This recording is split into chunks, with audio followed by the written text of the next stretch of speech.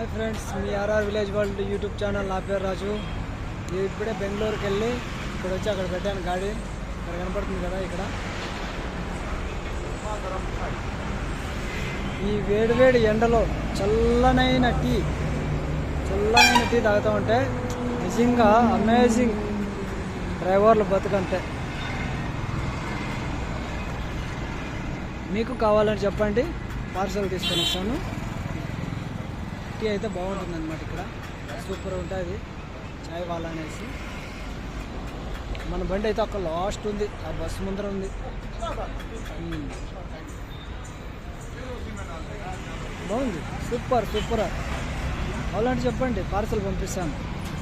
అట్లా ఇంకోటి మర్చిపోద్దండి, మర్చిపోకు సుమా.